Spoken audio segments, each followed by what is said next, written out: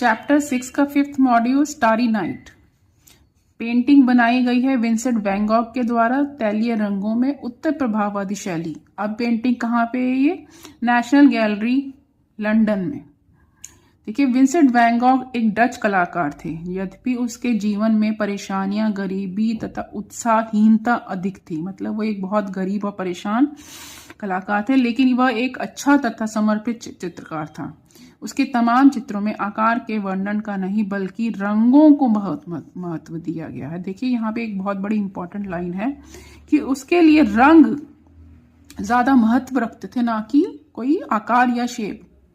ठीक है, वह प्रकृति के दृश्यों को केवल रंगों के माध्यम से ही चित्रित करता था। ये एक बहुत बड़ा इंपॉर्टेंट पॉइंट है या स्पेसिफिक फीचर है विंसेंट वैन गॉग का कि उसके लिए सिर्फ इंपॉर्टेंट क्या रखता था पेंटिंग में? सिर्फ कलर्स ही उसके लिए माध्यम था अपने चित्र को प्रदर्शित करने का, ना कि प्रकाश और छाया के द्वारा। देखिए, बहुत सारे हमने प्रभाववादी कलाकारों के बारे में पिछले पढ़ा। अगर जो कोई आज कोई नया व्यूअर इस चैप्टर को देख रहा है तो पिछला जो मेरा इंट्रोडक्शन है प्रभाववादी कलाकार के बारे में जानना बहुत ज़रूरी है। इसके बगैर आप आगे नहीं कर सकते। इसलिए मेरे यूट्यूब चैनल के जो फर्स्ट पेज है, जो पिछले मॉड्यूल्स हैं पहले 4, वो जानना बहुत ज़रूरी है। तभी हम आगे के कलाकारों के बारे में अच्छे से जान पाएंगे। ठीक है, आप मेरा चैनल पूरा अच्छे से देखें और समझें, तभी ये इसकी रिकवरी हो पाएगी।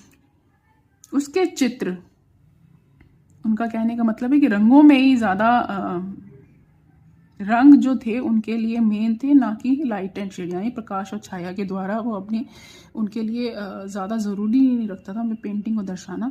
उसके चित्र स्टारी नाइट में सारा आकाश तारों से भरा हुआ है। उसके चित्र में सभी रंगों के समन्वय का अच्छा मिश्रण किया गया है। पेंटिंग में बल खाते हुए बादल, झिलमिलाते सितारे तथा चमकता हुआ चंद्रमा चित्रित है। देखिए, पेंटिंग में ना इस तरह से ये एक बनाने का तरीका था वैन गॉग, छोटे छोटे स्ट्रोक्स में, tiny bit, without mixing of any colour.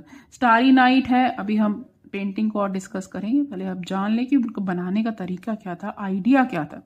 ये छोटे छोटे स्ट्रोक्स में बनाना एक बहुत टाइम लगता है इसको बनाने के लिए, छोटे छोटे, और बिना मिक्सिंग किए कलर। देखिए, अगर आप ब्लू कलर की फॉर्मेशन करते हैं ना, ब्लू या कह लीजिए स्काई ब्लू कैसे बनता है? वाइट में हल्का सा ब्लू डालेंगे तभी वो स्काई ब्लू बनेगा। बट वैन गॉग क्या करता था, वो कलर को मिक्स नहीं कर रहे और स्काई ब्लू भी क्रिएट हो रहा है। यहाँ कलर वो मिक्स नहीं कर रहे और स्काई ब्लू क्रिएट हो। वो कैसे? वो ऐसे, अगर आप कलर को यहाँ पे ब्लू के साथ वाइट साथ में रख देंगे तो क्या होगा? ब्लू के साथ, देखिए ये ब्लू है और इसके साथ ही आप जस्ट वाइट रख दें तो ये क्या है? ये जो एक फिनोमिना है, ये कलर आपकी आंखों में मिक्स हो रहा है। आप करके देखिए प्रैक्टिकली कि दोनों कलर आप साथ में रखेंगे और दूर से देखिएगा, वो कलर आपको दूर से देखने पे स्काई ब्लू ही लगेगा। तो यही जो कॉन्सेप्ट था, यही जो आइडिया था, वो वैन गॉग लेके आए थे।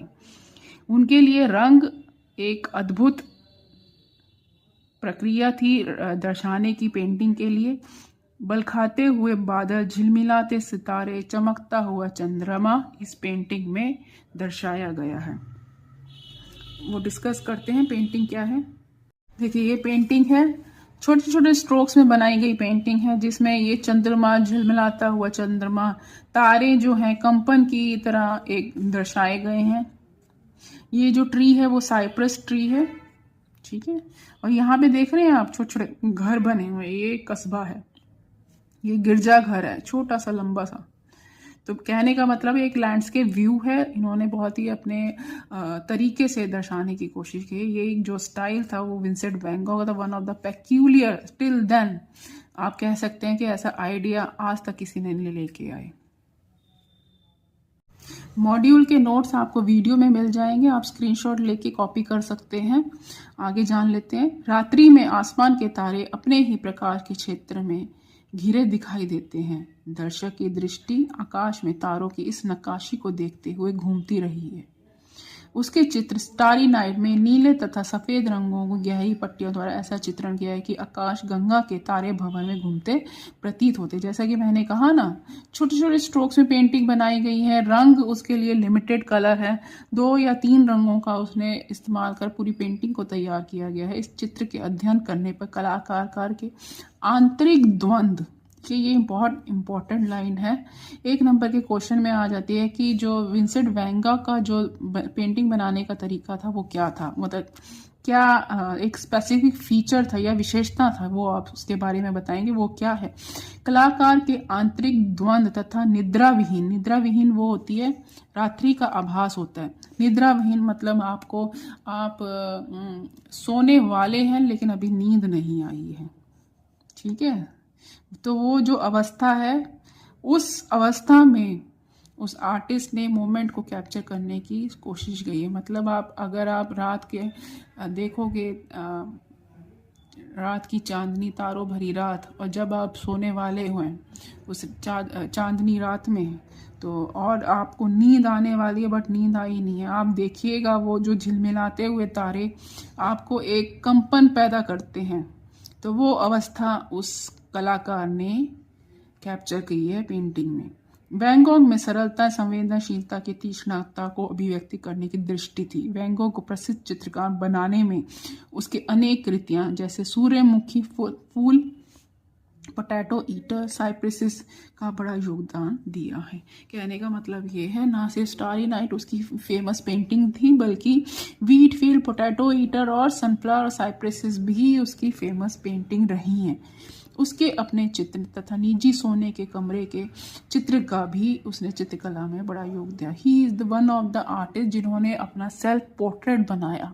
सेल्फ पोर्ट्रेट के साथ साथ अपने रूम को भी उन्होंने पेंट किया था, अपने रूम की पेंटिंग भी बनाई थी। इन अ 3 डायमेंशनल क्वालिटी, डेप्थ नज़र आ गई। ठीक है जी, आई होप ये मॉड्यूल बड़ा इंटरेस्टिंग है। विंसेंट वैन गॉग को जानना समझना इतना आसान नहीं है, इसको बार बार पढ़िए। और अगर फिर भी कोई कन्फ्यूजन है तो आप मेरे कमेंट बॉक्स में लिख सकते हैं, मैं उसका जवाब ज़रूर दूंगी। अगर आपको वीडियो पसंद आए, लाइक करें, शेयर करें, सब्सक्राइब करें। Thank you.